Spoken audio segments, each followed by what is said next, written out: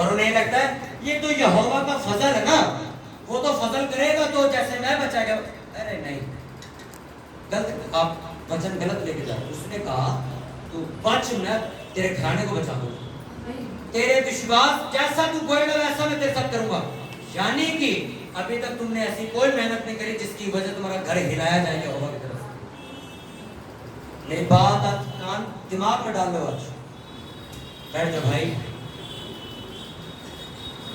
अपने पड़ोसी को ध्यान से सुन रहे हो मेरी बात ध्यान से, मैं क्या समझा रहा हूं। आज अगर मैं फोन कर दूं, चर्च से फोन कर दूं, भाई आ जाओ प्रेयर करेंगे, 4 बातें हूं पास्टर जी मैं नहीं, दूसरे को किया आ भाई प्रेयर आ जाओ, प्रेयर करेंगे, चलो सब मिलकर प्रेयर करेंगे।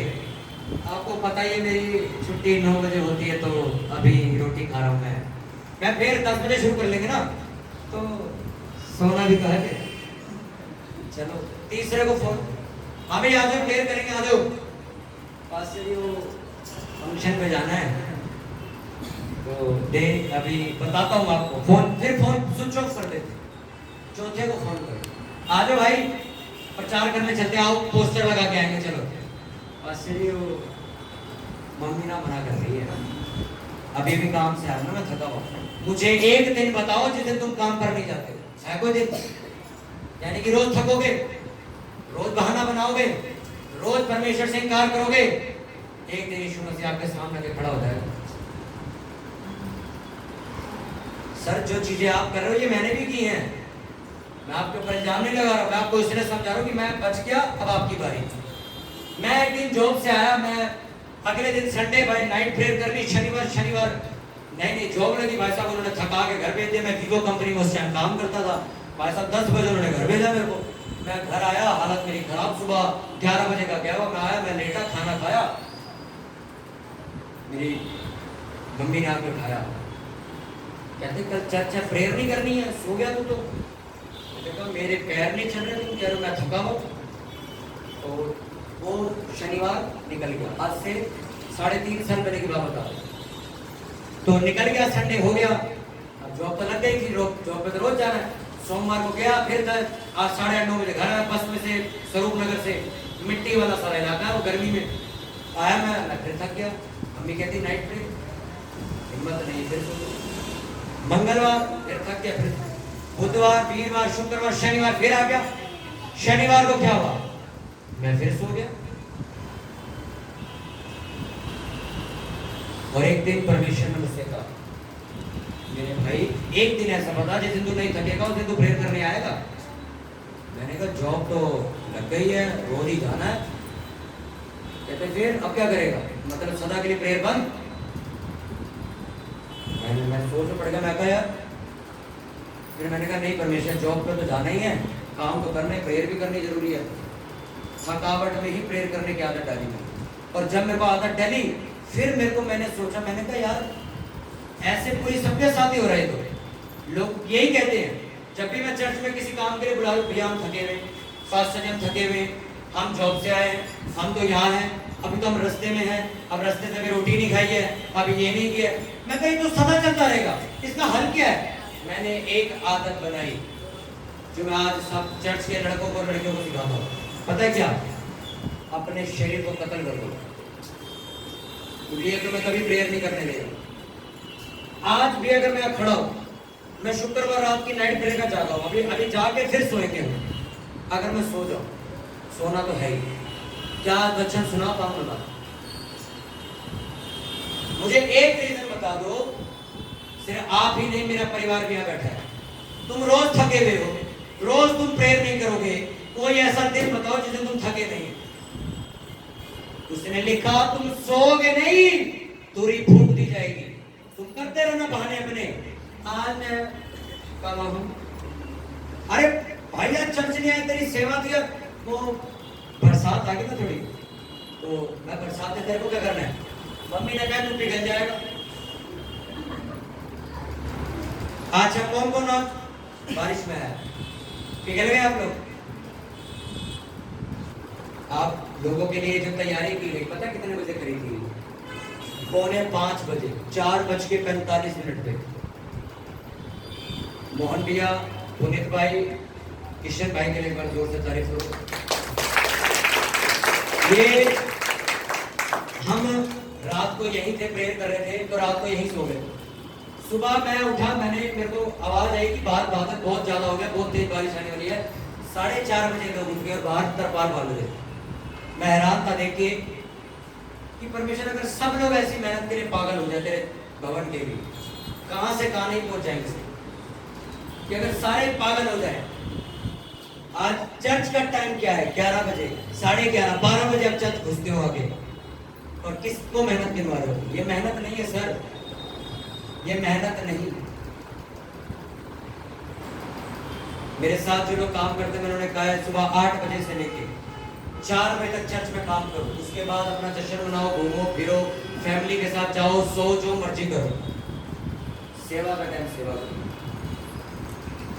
आपकी मेहनत काउंट हो रही है सर। मेरी ख्वाहिश है ये, मैं ये चाहता हूं जितने बंदे इस चर्च में बैठे, जितने बाहर बैठे, जितने अंदर बैठे, मैं चाहता हूं कि आप लोग इतने कामयाब बनो कि आपके इलाके का सबसे रईस आदमी आपके सामने सलूट मारे। पर वो चीज सिर्फ चर्च आने से नहीं होगी। आपको कुछ ऐसे काम करने पड़ेंगे जो सिर्फ पास्टर की नजर में ना आए, यहोवा की नजर में आए।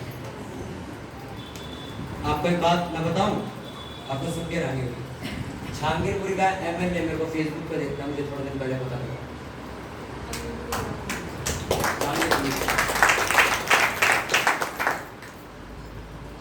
इस विधानसभा का संगठन मंत्री मेरी पोस्टें देखता है, मुझे थोड़े दिन पहले पता लगी। थोड़े दिन पहले मैंने आपको बताया कि कांग्रेस पार्टी का डिप्टी चेयरमैन आदर्श नगर का, वो मेरे पास खुद मिलने आया। यहोवा तुम्हारी मेहनत के हिसाब से तुम्हें राजाओं के साथ बिठाएगा, जैसे यूसुफ।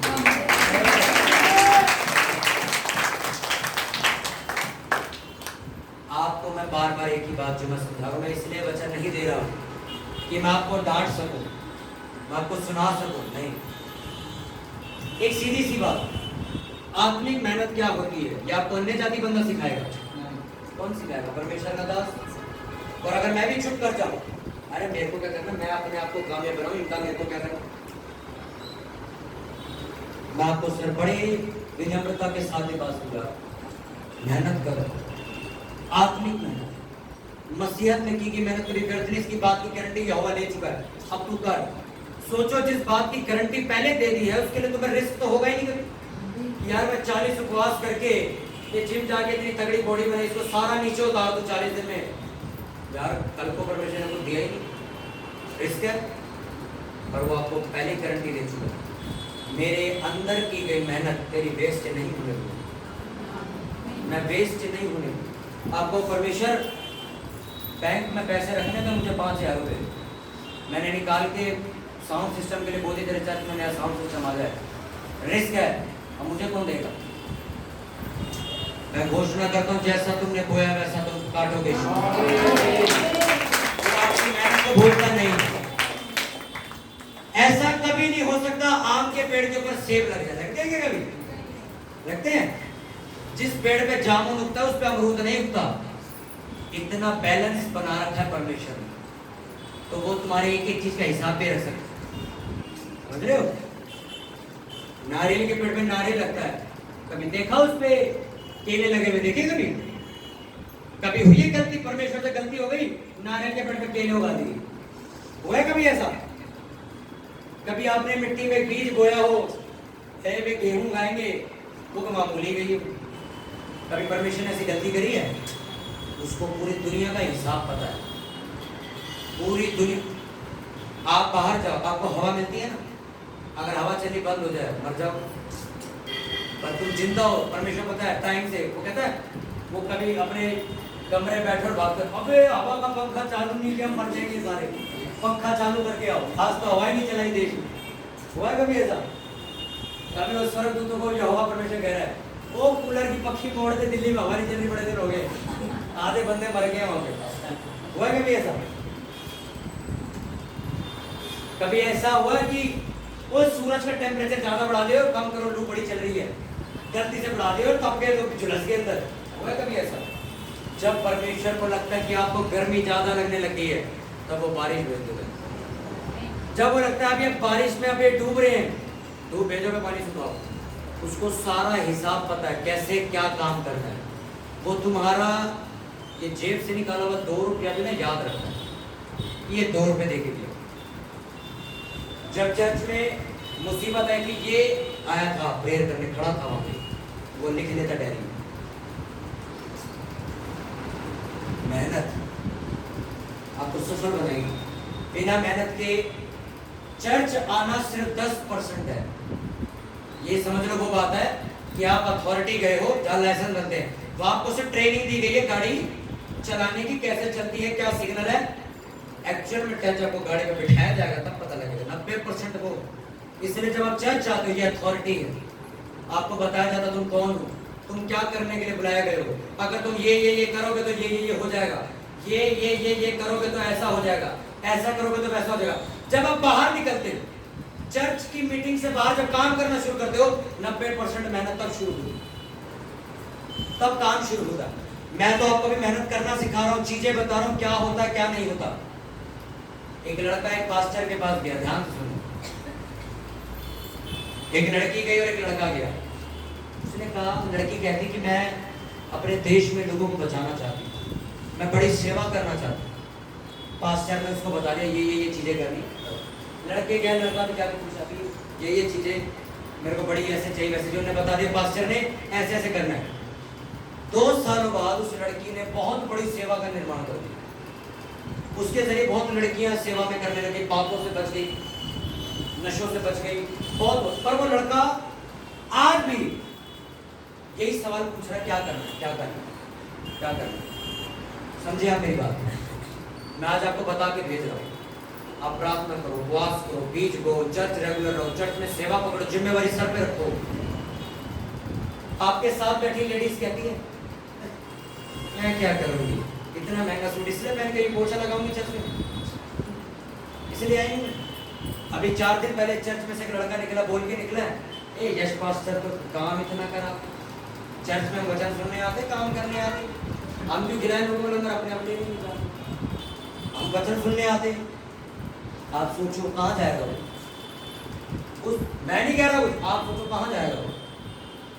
जिस इंसान ने यहोवा की सेवा को ये कह दिया कि मैं सेवा करने थोड़ी गया हूँ, मैं तो सिर्फ बरकत देने आया हूँ, क्या करेगा जिंदगी में? अपने पड़ोसी को बोलो तुम धरती पे बोझ तो नहीं। मैं आपको बताता हूँ धरती पे बोझ किसको बोलते हैं। कहावत सुनी आपने? सुनी आपने धरती पे बोझ? मैं आपको बताता हूँ, आप रास्ते में निकले, आप गाड़ी चलाते हो, ड्राइवर हो, आपका एक्सीडेंट हो गया और आप खून से लगभग अधमरे होकर सड़क पे पड़े हो, और आप क्रिश्चियन हो, और आप आसमान की तरफ देख रहे हो, और अब आप कह रहे हो परमेश्वर मैं तो अभी 40 साल को मुझे मौत दे दी तूने, मैं मरने वाला हूं सड़क पर ही। परमेश्वर आपसे एक सवाल पूछे, तुझे मैं जिंदा रख के करूंगा क्या? मुझे एक वजह दे, मुझे एक वजह दो कि मैं तुझे जिंदा क्यों रखूं भाई, एक वजह। जब यहोवा के पास आपको जिंदा रखने की वजह नहीं है, तुम कौन हो तो उससे जिंदगी मांगने वाले? तुम धरती पे बोझ हो उसके लिए। वो कहता तुम्हें तुमसे ही बात करेगा उसी टाइम जब तुम अधमरे हो। ना तू प्रेयर करता, ना तू लोगों को सुसमाचार बताता, ना तू चर्च जाके राजी, ना तू चर्च में बर्तन धोके, ना कोई सेवा, ना कोई प्रेयर, ना कोई देश के लिए बोझ, कुछ नहीं करता। नाम का मसीह लॉकेट पहन के घूम रहा है, ये गाड़ी पे क्रॉस लगा रखा है, तेरे को जिंदा रख के रखूं, करूंगा क्या मैं? तो किसी काम का नहीं, तो जाए यहाँ से। पर जब एक ऐसे व्यक्ति का एक्सीडेंट हो जाए जो प्रार्थना करता है देश के लिए, लोगों के लिए, परिवार के लिए, सरकार के लिए, पुलिस वालों के लिए, उसको खुद परमेश्वर बचाएगा। क्यों? इसे बचाओ भाई, इसकी वजह से देश चल रहा है, इसे बचाओ। क्यों आज मंत्रियों की सिक्योरिटी होती है, क्यों प्रधानमंत्री की सिक्योरिटी? इसकी वजह से देश चल रहा है, इसको नहीं मार सकते। ये मर गया था तो स्टेट का जाएगा। आपने इतनी मेहनत करनी है कि परमेश्वर भी आपको मौत का फरिश्ता भेजने से पहले ये कहे इसको मारना क्यों है भाई? इसकी वजह से पता 100 लड़के या नशों से बच चुके, ये जवानों को बचा रहे। ये लोगों को वचन सुना रहा है, इसको नहीं मारना, कुछ भी करो, इसको बचाओ। आप धरती पर बोझ बन जाते हो। चर्च में सेवा जी नहीं करते, बाहर सेवा जी नहीं करते, चर्च के अलावा मीटिंग्स में जाते हो प्रेयर की, नहीं, थक जाते, नहीं जाते। क्या कर रहा है जी के लिए? जा, कमा लिया ना जितना कमाना था, ठीक है, जाओ लेके जा पैसा अपना कवर में। कितनों को मेरी याद बात समझ आ रही है? 5 साल की सेवकाई में पहली बार वचन दिए, पहली बार। अब यूट्यूब खोल तो पूरा, मैंने आज ये वचन दिया ही नहीं कभी, मेहनत करने के लिए। परमेश्वर ने मुझे कहा कि जो मेहनत तू कर रहा है अपने लोगों को समझा कि वो भी एक करे, जब सब मिलके करोगे देखो क्या होता है। एक टाइम था अभी 2 दिन पहले, उपवास की वजह से रात को नाइट प्रेयर करके ऑफिस में बैठा हुआ मैं, लैपटॉप अपना कंप्यूटर के सामने, और मेरी आंखें ऐसी हो रही थी कि मैं तो नोच के बाहर फेंक दूं। मेरा मन ऐसा हो गया था, ना नींद आ रही थी, ना आंखें खुल रही थी, सिर्फ पानी बह रहा था और आंखें लाल हो जा रही थी। तो मेरा दिमाग खराब हो रहा था। मैं कहा परमेश्वर, तेरे लोगों के लिए जागते हैं, तेरे लोगों के लिए प्रार्थना करते हैं, तेरे भवन में सेवा करते हैं, रेस्ट नहीं करते, जॉब से आके डायरेक्ट चर्च चले जाते। परमेश्वर शरीर को तो आराम के लिए तू तो कुछ कर। परमेश्वर ने आधे घंटे बाद मुझे ऐसा फ्रेश किया, मैं दोबारा अपने भाषा में प्रेयर करने चला गया। वो जानता है कि तुम लिमिट से ज्यादा काम कर रहे हो। वो जानता है कि आपको पता है कई बार ऐसा होता है कि आप लिमिट से ज्यादा मेहनत करते हो, फल आपको चींटी जितना मिलता है। मेरे साथ हुआ ही, मेरे साथ हुआ है। 90 दिन फास्टिंग करते हो गए, रूह बचाई जाए, रूह बचाई जाए, 2 रूहें बची। 90 दिन फास्टिंग हो गए, 2 रूहें बची, पर 2 रूहें कोई बचा के दिखाई नहीं बचा। परमेश्वर आपकी मेहनत को पता क्या कर रहा है? बैंक में पैसा डिपॉजिट होता है ना, उसको डिपॉजिट कर रहा है। मैं नहीं जानता भाई मैं किससे बात कर रहा हूँ, पर मैं आपसे ही बात कर रहा हूँ। अगर आप ये सोच रहे हो ना भी मैं इतनी प्रेयर करती हूँ, मैं इतना प्रेयर करता हूँ, चर्च भी आता हूँ, इतनी सेवा कर, तब भी आज तक कुछ मिला क्या मुझे? आपका पैसा जमा हो रहा है आत्मिक बैंक में। जिस दिन एटीएम कार्ड लॉन्च होगा फिर खचाखच पैसे निकलता उसमें। आपका पैसा, आपकी प्रेयर, आपका नींद गंवाना, शरीर खत्म कर देना, सब कुछ आपका परमेश्वर लिख रहा है, वो लिख रहा है। परमेश्वर न्यायी परमेश्वर है, वो धोखाधड़ी नहीं करता। जो 15 मिनट प्रेयर करता है उसको भी वही आशीष दे दे, और जो 15 घंटे प्रेयर कर रहा है उसको भी वही दे दे। ऐसा नहीं करता वो 15 घंटे वाले को चोटी पे ही रखता है, क्योंकि उसने खुद कहा है मैं फर्क करता हूँ लोगों को। जो जैसा मेरे साथ बाइबल आप पढ़ो, एक बार पढ़ो मेरे कहने पे, आप कहोगे ओरिजिनल लिखा है इसमें। क्योंकि हमारा परमेश्वर कभी ये नहीं कहता ये सब कुछ कर लो, एक बलि चढ़ा देना, तुम्हारा काम सफल। तू सारा कुछ करता रहा, अच्छे काम करता रहे, मैं तुझे कुछ नहीं देता जा।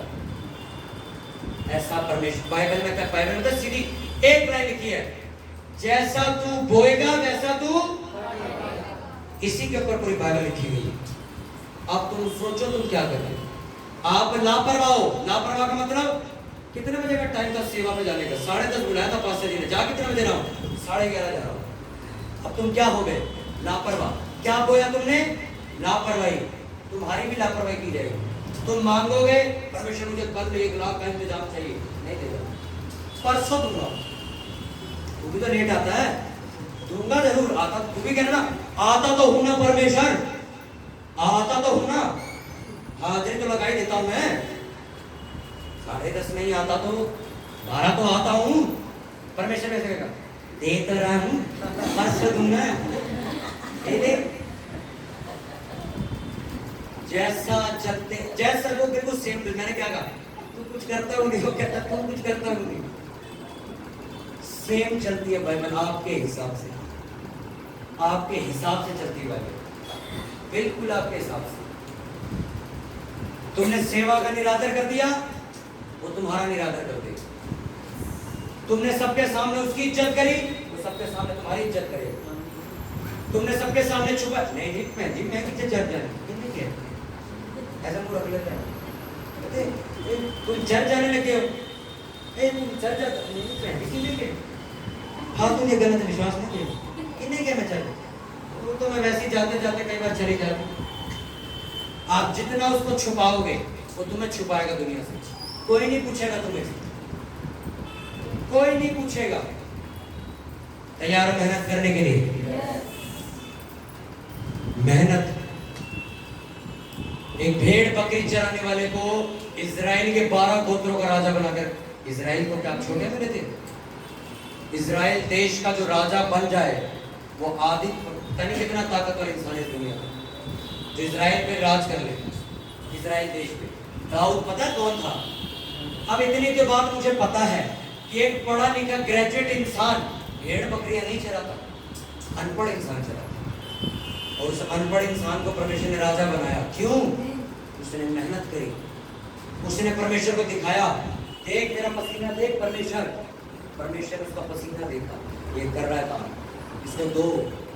और क्या परमेश्वर उसको एक दिन में दे दिया था? अभिषेक 14 साल की उम्र में हुआ था, राजा 30 साल की उम्र में बना था। बीच के बच्चे ये 16 साल क्या करवाया परमेश्वर ने? मेहनत। राजा बनने के बाद कौन सी मेहनत है भाई? है कोई मेहनत? अब तो तुम बन गए।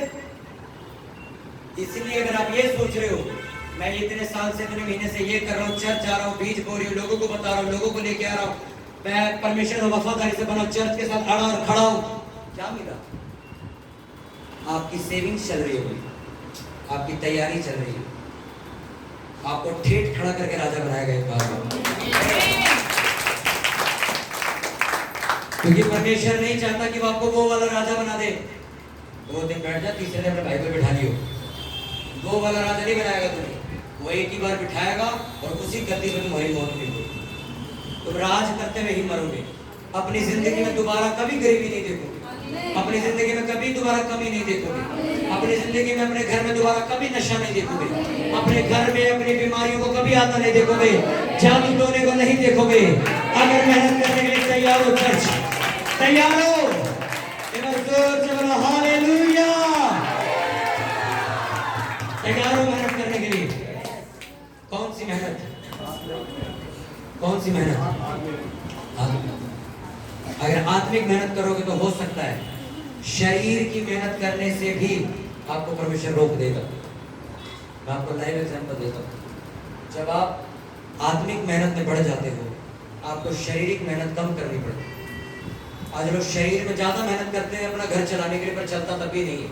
पर अगर आप आत्मिक मेहनत करो, प्रेयर, फास्टिंग, वचन, वफादारी, ईमानदारी, पाप से बचे रहना, इन सब में चलो, आपकी वर्ल्डली लाइफ, आपकी शारीरिक जिंदगी सरल और इजी हो जाएगी। जो लोग जिस चीज के लिए ख्वाब देखते हैं, यार गूगल में जॉब लग जाती, आपको बैठे में इंटरव्यू आएंगे। इतना आसान कर देगा परमेश्वर आपकी जिंदगी को कि आपको जो चीजें चाहिए आपके टेबल पे होंगी। तुम्हारे विरोधियों के सामने तुम्हारी मेज बिछेगी जल्दी। हालेलुया। आज मैं आत्मिक मेहनत करता हूँ, मैं शारीरिक मेहनत दूसरों के लिए कम करता हूँ। जो सैलरी लोग महीने की लेते हैं, मैं 20 मिनट काम की लेता हूँ। आज मैंने 2500 रुपए की सैलरी से शुरुआत करी थी। मैंने आपको शुरुआत में बताया, अगर आपका पास्टर आपको राज नहीं बताएगा सारे, आप कभी सफल नहीं होंगे। मेरी 2500 रुपए सैलरी थी, उसमें से मैं 20% निकाल के दे देता था चर्च में, सेवा में।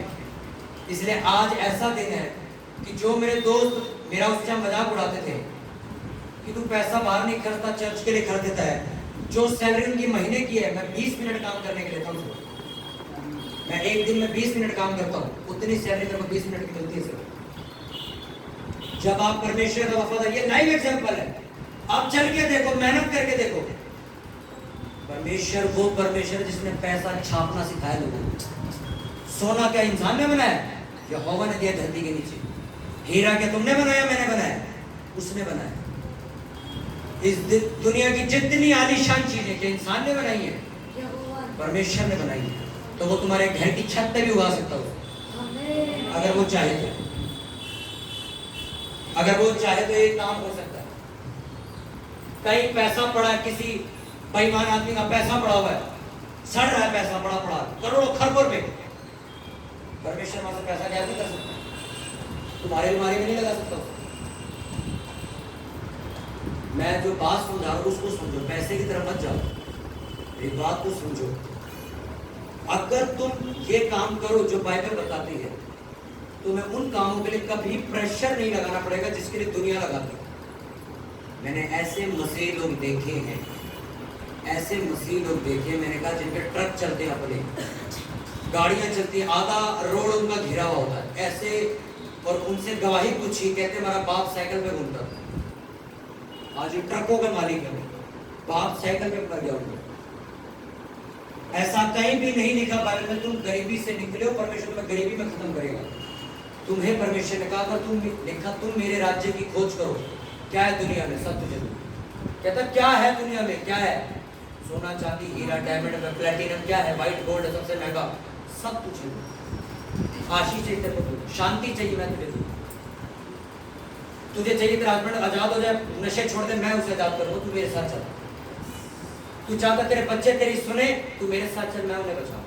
तू चाहता तेरी वाइफ तेरे साथ मिलकर चर्च में सेवा करे, तू पहले सेवा कर, मैं उन्हें अपने उठा के ले आऊंगा।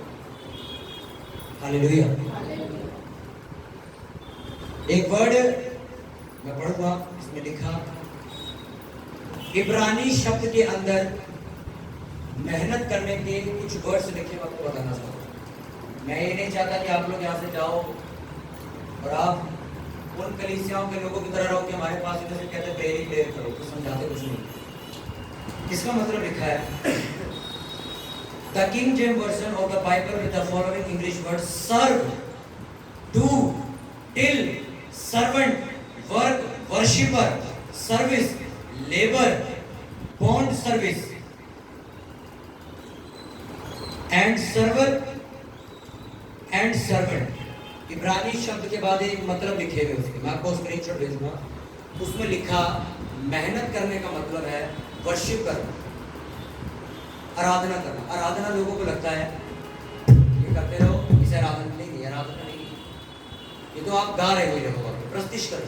आराधना का मतलब होता है ये मेरी जिंदगी है, ये मैंने यहोवा के आगे चढ़ा दी, इसे आराधना करें। मैं आपको समझाता हूँ कैसे आराधना किसे कहते हैं। मैंने आपको बताया था थोड़े दिन पहले कि जब आप हाथ उठा के वर्शिप करते हो, उसका मतलब क्या होता है कि मैं अपनी ताकत पर निर्भर नहीं हूँ, मैं परमेश्वर पे विश्वास करता हूँ कि वो मेरी जिंदगी में सब कुछ करेगा। अब आप कहते हो जी मैं आराधना करना चाहता हूँ, आराधना का मतलब क्या होता है? आराधना का मतलब होता है अपनी जिंदगी को वेदी पर चढ़ा दो। एग्जाम्पल देता हूँ, अब्राहम ने इसहाक को वेदी पर चढ़ाया था कि नहीं, उसे आराधना कहते हैं। इसने अपना सब कुछ परमेश्वर को दे दिया, इसे आराधना कहते हैं। उसके बाद दूसरा शब्द लिखा, डू यानी कि करना, सर्वेंट यानी कि नौकर, सर्व यानी कि सेवा करना। आज मसीह लोग ये सोचते हैं हमने 4 घंटे प्रेयर करनी शुरू कर दिया, हम राजा हैं। अब हम क्या हैं? राजा। पास्टर लोग ये सोचते हैं मेरी चर्च भैया बड़ी हो गई है, लोग तालाब भागे इंडिया सुन रहा है मेरा वचन, अब तो सलाम लेजर मेरे क्या हो, तुम नौकर। चर्च में जो इंसान नौकर है वो दुनिया के लिए राजा। याद रखो, मेरी बात याद रखो। उसने कहा तुम राजाओं की संतान, तुम राजा लोग हो, तुम राज करोगे तुम। कोई शैतान कोई जादू टोना, मेरी नंद मेरे पे जादू टोना करती है जी भैया प्रेयर करो मैं बर्बाद हुई जा रही हूँ, कुछ नहीं चलेगा जब तुम परमेश्वर के साथ चलोगे, कुछ नहीं चलेगा। सर्व, सर्वेंट, डू मतलब नौकर। नौकर को अगर फोन किया जाए, ओए काम करने आ, उसको आना पड़ेगा। वो ये नहीं कहेगा ए मालिक थका हुआ मैं, किसी और को बुला लो, ऐसे बोलेगा क्या? जैसे आज हम बोल देते कि मैं जी जॉब पे हूँ, मैं थका हुआ हूँ, मैं वाइफ के साथ हूँ, मैं फैमिली के साथ हूँ, मैं शादी के फंक्शन पे हूँ, नानी के घर आया हूँ, गाँव आया हूँ, ये आया हूँ, आम तोड़ रहा हूँ, बल्ली पे चढ़ा हुआ हूँ। नौकर कह सकता है? उसके मालिक ने उसे फोन किया, भाई आजा गाड़ी लेके कहीं जाना है। वो क्या करेगा? जी मालिक अभी आया। इसे नौकर कहते हैं। तुम परमेश्वर की सेवा करने वाले कई बार इतनी ऊपर उछाल मार देते हो, यहोवा को कहते हो मैं थका हूं, कल प्रेयर करूंगा।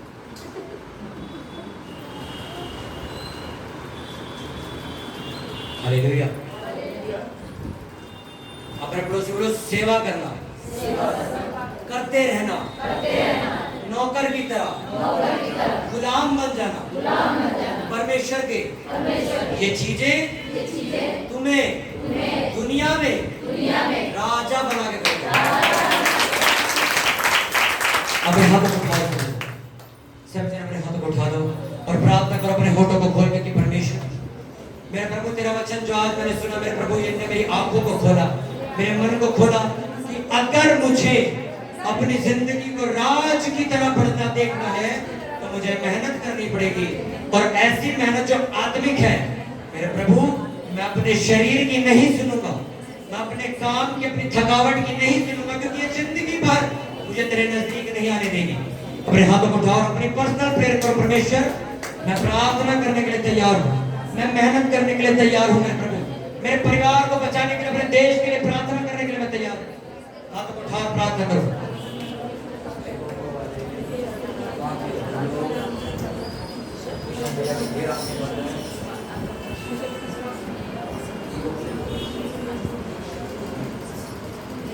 मांगोगे मिलेगा तुम्हें, ढूंढोगे तो पाओगे।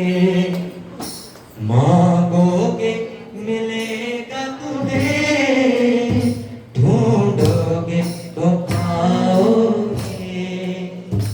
खुल जाएगा दरवाजा जब तुम खटखटाओगे। खुल जाएगा दरवाजा जब तुम खटखटाओगे।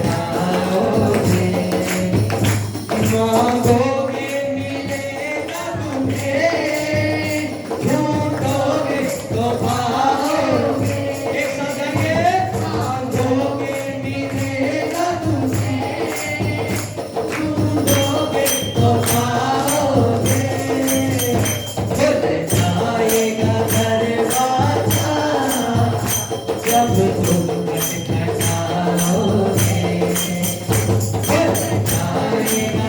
दरवाजा जब तुम खटखटाओगे। ऐ बोझ से दबे लोगों, तुम्हें आराम मैं दूंगा। ऐ बोझ से दबे लोगों, तुम्हें आराम मैं दूंगा। बोझ दे दो मुझे अपना, तुम सहने न पाओगे।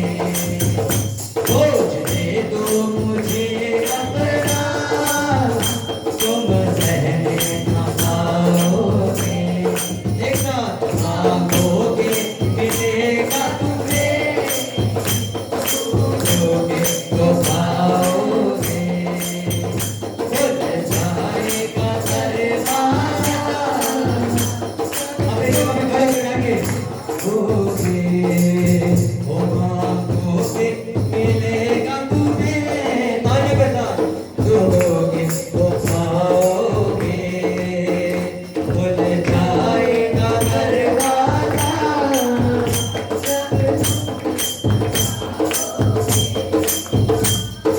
बोझ से दबे लोगों, तुम्हें आराम मैं दूंगा। बोझ से दबे लोगों, आराम मैं दूंगा। बोझ दे दो मुझे अपना, तुम सहने न पाओगे। बोझ दे दो मुझे अपना, बोलो तुम सहने न पाओगे। एक साथ मांगोगे मिलेगा तुम्हें, ढूंढोगे तो पाओगे। मांगोगे मिलेगा तुम्हें, ढूंढोगे तो पाओगे। अपने हाथों को उठाओ से, अपनी आंखों को बंद करो, अपने बीजों, अपने दशवांशों को, अपनी भेंट को जो हम परमेश्वर के भवन में बोलते हैं उसे अपने हाथों में ले लो, अपनी मुट्ठी में ले लो, ताकि आप परमेश्वर के भवन में वो बोल सको जो अपनी कमाई का हिस्सा जो हमें लिखा गया बाइबल में कि हमें देना जरूरी है। और लिखा जब तुम ऐसा करते हो तो ऐसा करके तुम परमेश्वर को परखो कि मैं तुम्हारी जिंदगी में बरकत खोलता है कि नहीं, क्योंकि जैसा तुम बोओगे वैसा तुम काटोगे। ये बीज जब हम बोते हैं तो ये हमारे शराबों को खत्म करता है, हमारी गरीबी को खत्म करता है, हमें उस लेवल तक लेके जाता है जिस लेवल तक लोग ख्वाब देखते हैं। अपने हाथों को उठाओ, अपने होठों को खोलो और प्रार्थना करो जोर से।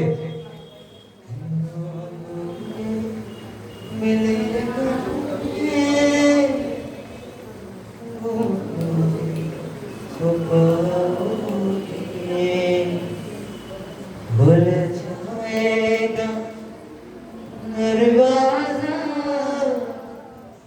जब तुम खटखटाओगे, मांगोगे मिलेगा तुम्हें, ढूंढोगे तो पाओगे। अपने हाथों को उठाओ और प्रार्थना करो अपने बीजों के लिए। अपनी आंखें बंद करो।